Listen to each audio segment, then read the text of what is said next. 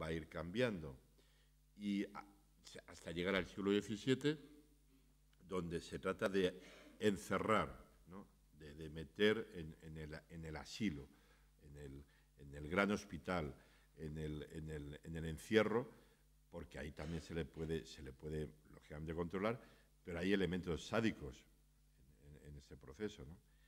Y por parte del poder, para luego pasar ya al siglo XVIII con Pinel, tratando de escuchar, bueno, más que Pinel trata de hacer un tratamiento moral, ¿no? Se cree mucho en la cuestión de la recuperación moral, ¿no? Para pasar ya al siglo XIX al periodo ya de la escucha, ¿no?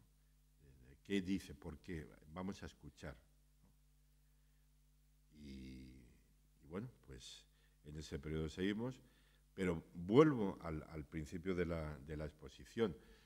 Para mí, sinceramente, sigue sin quedar claro cuál es la frontera entre locura y no locura. Hasta qué punto también el hombre necesita atravesar la sinrazón para sentir que es cuerdo. Hasta qué punto absolutamente todos nosotros no hemos atravesado periodos que podrían ser considerados brevemente incluso psicóticos, ¿no? Una desestabilización familiar, una desestabilización amorosa, puede producir periodos breves de psicosis. En todo caso, creo que la comprensión y el entender al alienado, porque quien más, quien menos conoce a alguien, o tiene algún familiar, o tiene algún conocido, nos permite también a nosotros mismos comprender mejor los aspectos, podríamos decir, de desequilibrio, de locura que todos podemos más o menos llevar dentro, ¿no? Bueno, hasta aquí he procurado ser lo más sintético posible, evitando datos exhaustivos. Y bueno, como tenemos que levantar sesión un poco antes de las 9, cedo la palabra a la sala, que seguro que podría abrirse un pequeño coloquio, breve, porque ya digo que antes de las 9 nos tenemos que ir, al respecto, y eso puede posibilitar que cosas que me haya dejado en el tintero, porque no lo he leído, lógicamente, en la exposición, pues pueda abrir. O sea que gracias por la atención prestada, y si hay alguna pregunta, alguna observación, algún comentario, pues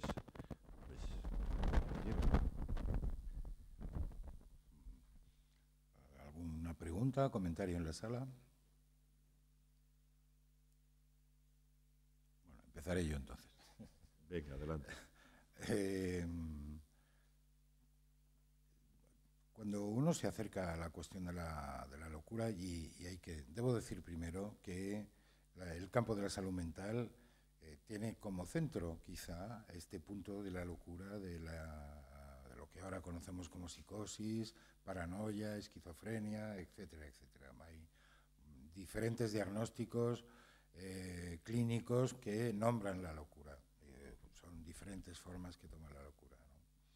Pero cuando uno se aproxima a los textos en los cuales, desde los griegos para acá, ¿no?, se nombra la locura, se describe la locura, siempre hay algo que la hermana con la razón.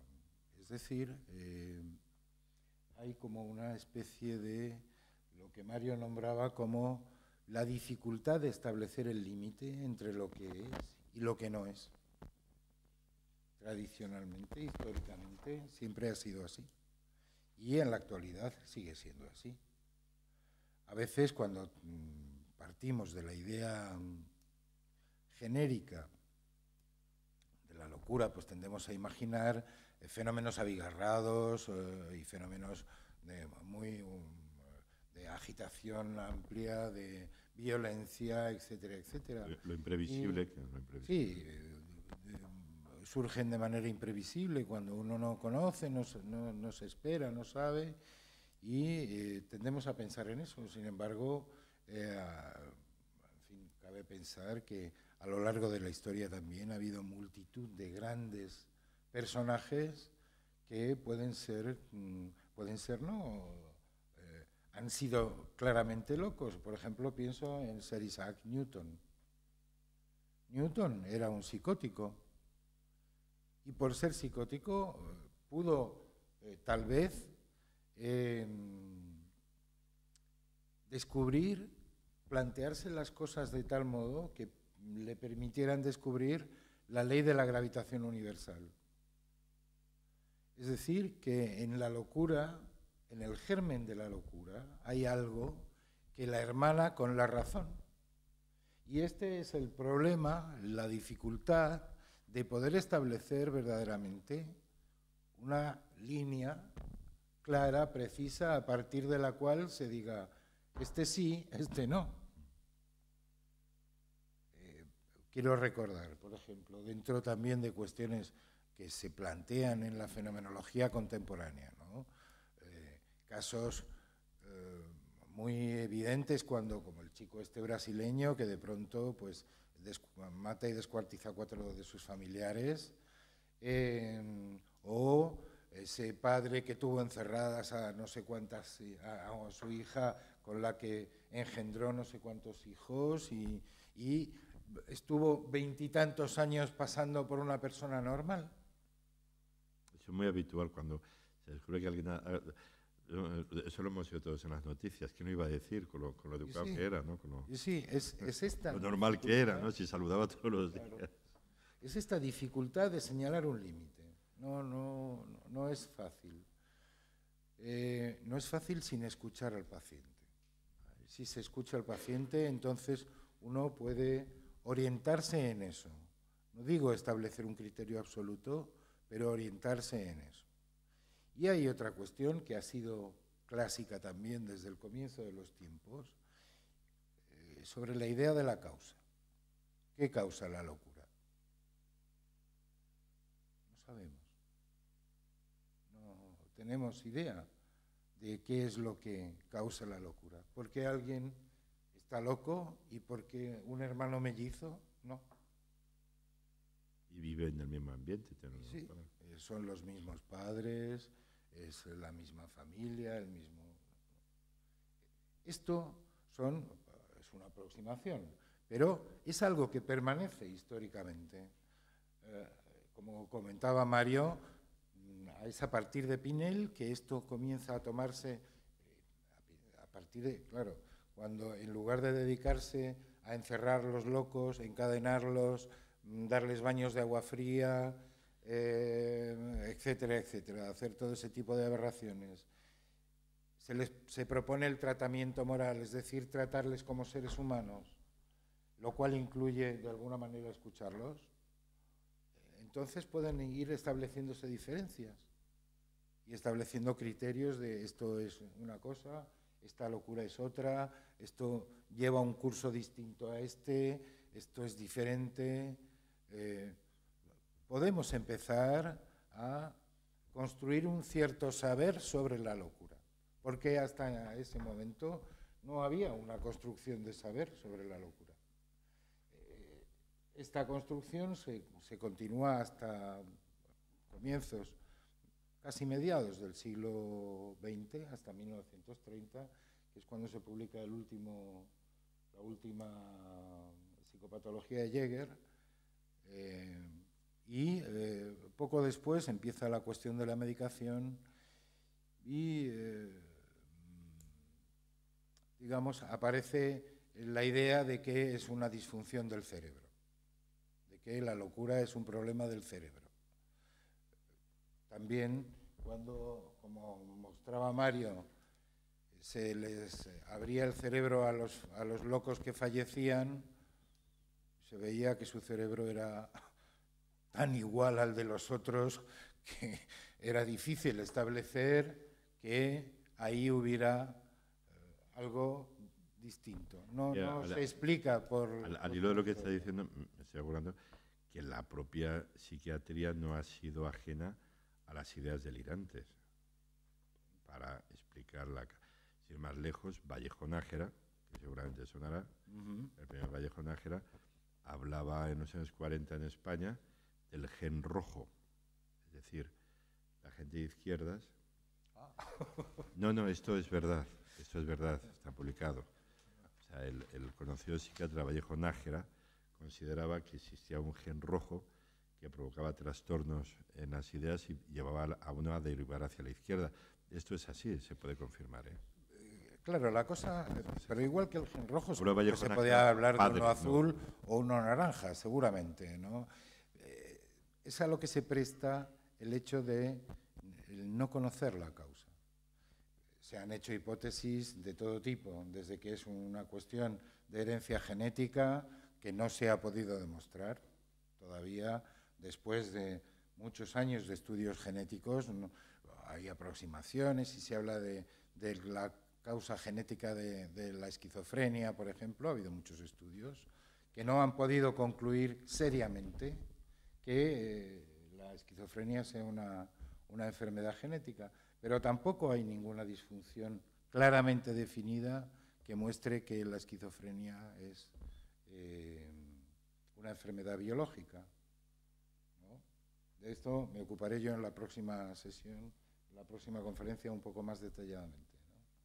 Pero es justamente esto lo que permite que se preste, pues, como en la Unión Soviética, el gen de los disidentes, ¿no? Entonces se les nombra locos directamente y se les manda a Siberia. Lo que sí se comprobó, estoy acordándome ahora, porque además va a dar lugar a todo el movimiento de la antipsiquiatría en los Estados Unidos en los años 60, con toda la cuestión de Vietnam, ¿no?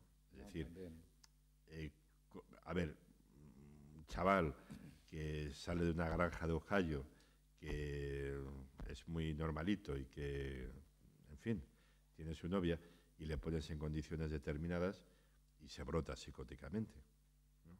Sí, pero eso solo es posible cuando hay algo en su estructura que lo permite. Claro, efectivamente. No se vuelve loco el que quiere, sino hay algo. Pero en determinadas condiciones se produce la predisposición al brote psicótico. Hay una intervención en la sala. Sí.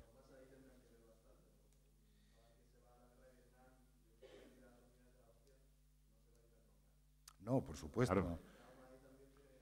Sí, la mayoría de las veces... Pero una cosa es el horror, que evidentemente afectaría a cualquier persona con mínimo de sensibilidad o neurótico, y otra cosa es la entrada ya en la psicosis, ¿no? A eso me refiero. Es decir, seguramente el mismo horror lo viven, imagínate, 10 sujetos, y sin embargo solo se brota uno. Esto quiere decir que hay algo en la estructura de ese uno que permite el brote, ¿no? Evidentemente hay que trabajar ese caso uno por uno para poder establecer qué es lo que ha pasado ahí, ¿no? Había...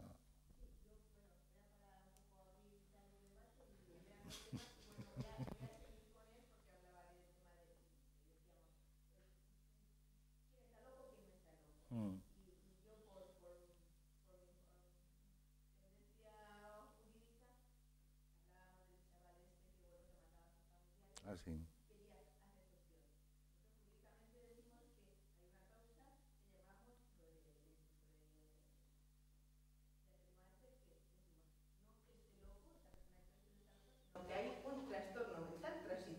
Sí, eso se usa mucho. La gente puede ser normal y de repente tener un trastorno mental transitorio y luego volver a ser normal. Claro. Y a veces la locura es una cuestión de conveniencia, sí. Si una diagnosticada bipolar, ¿cuánta posibilidad hay de que esa persona bipolar se convierta en loca? ¿O que tenga locura aunque sea transitoria? Es una pregunta muy precisa y muy pertinente. Muy pertinente. Espero que acudas, si me permites, la próxima vez, porque algo de eso voy a hablar. El trastorno bipolar es una especie de construcción que ha hecho la psiquiatría no hace tantos años, a comienzos casi mediados del siglo pasado, a partir de los años 30, y hasta la aparición de la medicación que permite un cierto tratamiento de la bipolaridad. ¿La bipolaridad qué es? Es que a veces uno está en las nubes, está maníaco, como decimos en el campo, sí, ¿no? Está maníaco, está súper, puede con todo, y 15 días más tarde está con una depresión de la que no sale nadie. Son los dos polos en los que se mueve su vida. Esto es la bipolaridad. Bien, a partir de los años 50, 60, y particularmente a partir de la aparición de un determinado tipo de medicamentos que lo tratan, se ha multiplicado por casi 1000 el número de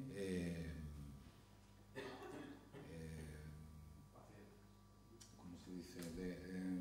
Atribuciones de bipolaridad en la sociedad occidental. Solo en la sociedad occidental. De verdad lo oyes mucho. Yo soy bipolar.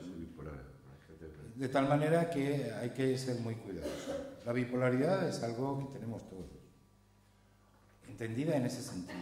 Y hay que distinguirlo muy bien del juicio clínico que indica que una persona es bipolar.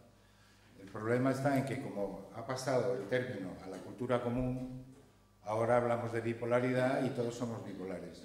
Porque hoy estoy triste porque me han suspendido, no sé qué, no sé cuántos. Pero mañana mi novio me dice que me quiere mucho y entonces ya estoy de otro modo. Y entonces, bueno, eso es lo que consiste en nuestra vida fundamentalmente. Nadie está en una línea recta, gracias a Dios, por otra parte, ¿no? Pues sería bastante aburrido. Entonces, a veces hay que distinguir primero la bipolaridad, que es una psicosis, está diagnosticada dentro del campo de la psicosis, de la bipolaridad fenomenológica que tenemos todos. Ciclotimia se llama. Que antes, es verdad, se llamaba ciclotimia porque son ciclos efectivamente en los que, bueno, pues unas veces estamos más contentos, otras veces estamos más tristes, ¿no? Entonces hay que ser un poco cuidadosos porque no hay tanto. Pero es verdad que con la presión de los medicamentos y demás, pues hay mucha gente que dice estoy triste y luego estoy contento y no sé qué, y el médico de cabecera le manda medicamentos y lo nombra como bipolar o lo manda a un psiquiatra si ha ocurrido cualquier avatar en la vida de ese sujeto que haga que se ponga particularmente triste o, como se dice ahora, deprimido, ¿no? Y entonces le mandan medicación y no sé qué. Entonces, es una psicosis, forma parte del campo de la psicosis, pero no todo lo que se nombra bipolar es psicótico, no todo lo que se nombra bipolar pertenece a ese campo. Es un abuso del lenguaje. Dispensa. Estas cosas que se nos meten ahora un poco locas. Sí. ¿Nunca se ha planteado que simplemente un loco no es que tenga un mundo imaginario, sino que sea una percepción de la realidad totalmente distinta a la que tiene una persona normal, digamos? Que es una realidad diferente. Bueno, está muy bien que traigas esa pregunta. A ver, también estamos con los cuidados. Hay muchas culturas que así lo han interpretado. ¿Quién soy yo para tocar las aproximaciones chamánicas o, no sé, en la India antiguamente, conozco un poco el campo, se le consideraba visitado por Dios o inspirado por Dios, tenía atribuciones de profeta incluso, ¿no? Y era muy respetado, ¿no? Y donde era alimentado por el colectivo, ¿no? Por la comuna, ¿no? Era respetado. Claro, pero nosotros vivimos en el contexto que vivimos, entonces claro, básicamente a lo que voy, está bien que lo traigas, no deja de ser un constructo mental, un constructo en el que nos hemos puesto de acuerdo. En la medida que lo compramos, pues nos vale. Tú estás loco porque por una serie de características, bueno, asumimos eso. Y da igual, venga quien venga con toda su erudición, lo cierto está en que lo que hoy se ve como loco. Mira, es que es curioso, por eso hacía tanto hincapié antes con la cuestión del cristianismo. Los primeros cristianos, en concreto padres de la Iglesia como San Agustín consideraba que lo que es cordura para los hombres es locura para Dios, y lo que es locura para los hombres es la cordura para Dios. San Pablo en la Epístola a los Corintios dice: hablo como loco, pero ¿cómo voy a hablar si estoy entre locos? Entonces, la idea de que este mundo no puede ser grato a Dios en la medida que es como es. Y ya el que, bien, lo he pasado por alto, pero abriría también en la cuestión, vamos al Quijote. En el fondo del Quijote, en el siglo XVII, va a haber además otras obras de ese estilo, se nos ha vendido como un gran loco, y ahí está la gran ironía de Cervantes, y su locura, su delirio, su convicción, porque ahí coincidiría con los tres aspectos de Jasper: convicción inamovible, no acepta ningún razonamiento lógico que le diga Sancho, ¿no? Está ahí.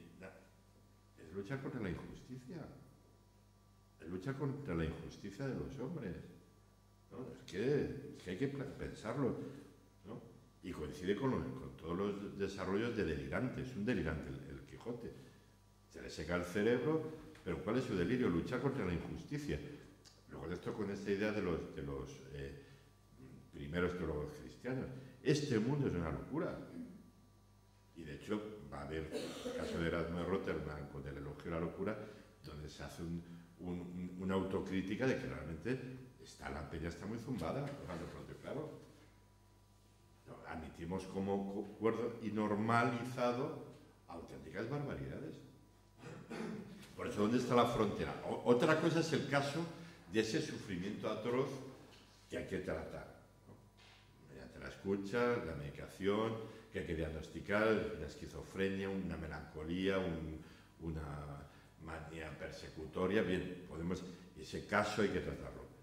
Pero realmente nos parece... Se recuerda a los usuarios que la biblioteca cerrará dentro de 10 minutos. Gracias. Voy abreviando. Pero realmente, ¿quiénes somos nosotros muchas veces para juzgar? No es simplemente algo que quería llegar. De todas maneras, me parece que había un aspecto particular en tu pregunta, ¿no? Sí, más o menos era ¿por qué estamos tan convencidos de que nuestra realidad es real y la suya no lo es? No, justamente este es el asunto. El poder no es de acuerdo. Este es el asunto, que realmente... Compramos, estamos de acuerdo en comprarte, pero si no estamos de acuerdo en valorar lo que tienes, no lo compramos. Entonces, si nos ponemos de acuerdo, vale. Pero si es verdad, a veces habría que plantearse hasta qué punto hay una visión más lúcida en ese, como decía antes Luis, grandes psicóticos han cambiado la historia. Rousseau, por ejemplo, Rousseau era psicótico. Y es uno de los grandes filósofos de la Ilustración. Pero en nuestro tiempo, de Einstein se sospecha, y es verdad, hay dudas diagnósticas sobre Einstein, ¿no? Cuando le preguntas a los profesionales, ¿tú qué piensas que era Einstein? Él escribió la biografía y, bueno, hay dudas. Pero el padre de la teoría de los conjuntos, por ejemplo, Cantor, también era psicótico. James Joyce, el escritor, también era psicótico. Es decir, ha habido muchos muy grandes personas, porque han sido personajes precisamente porque su locura les ha podido llevar más allá de lo que vamos los tristes mortales, digamos.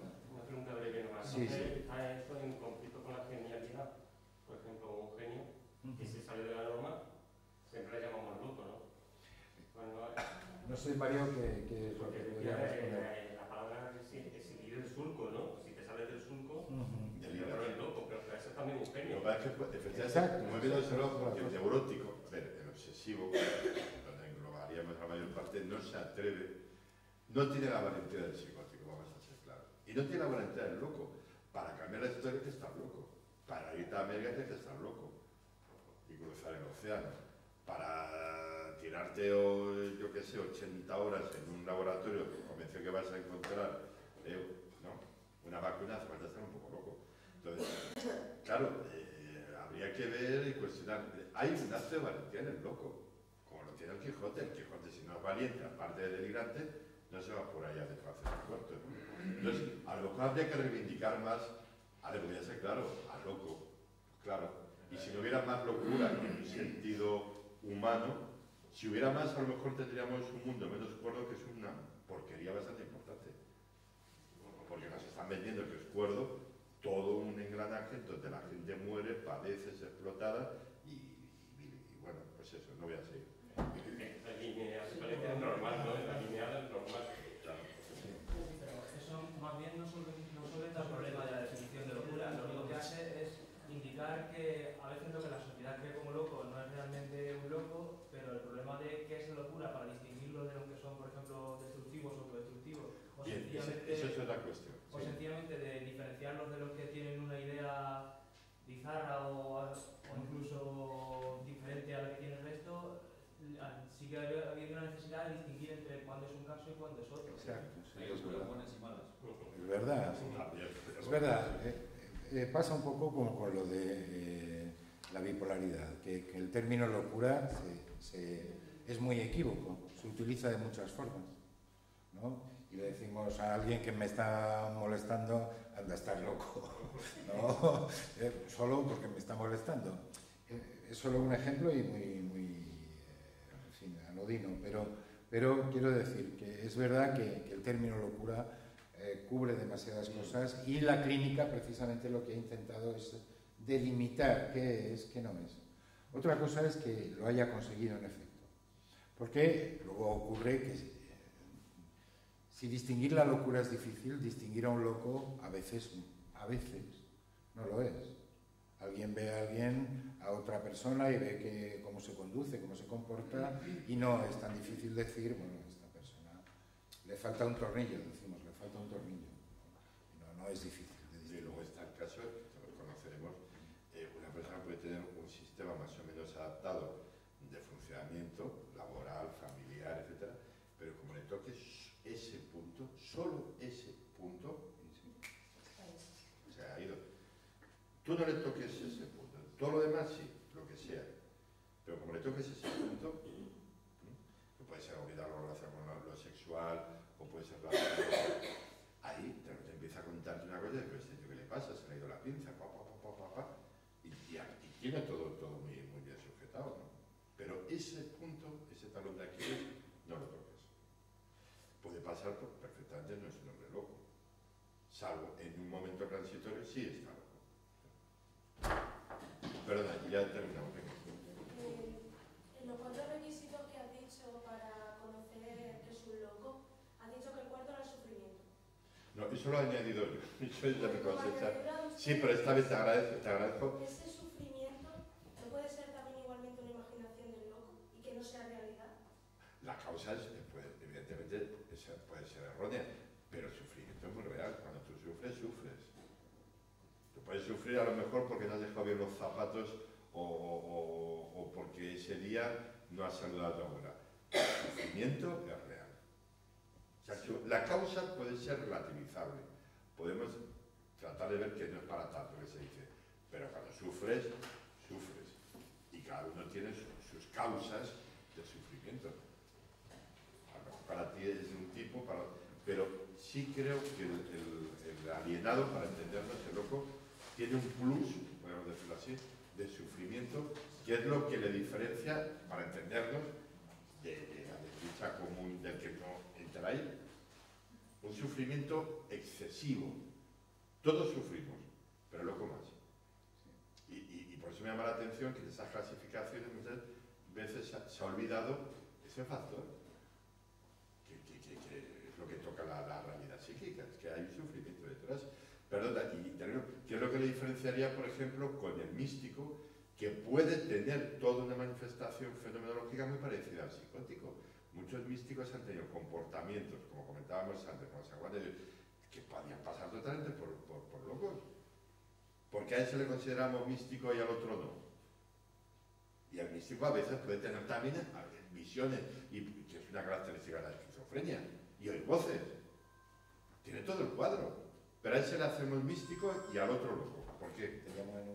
El místico, intuyo yo, que está en un goce, llamémosle que vamos en Dios, no está en ese sufrimiento, pero eso sería otro tema a desarrollar. Bueno, muchas gracias de verdad por su asistencia.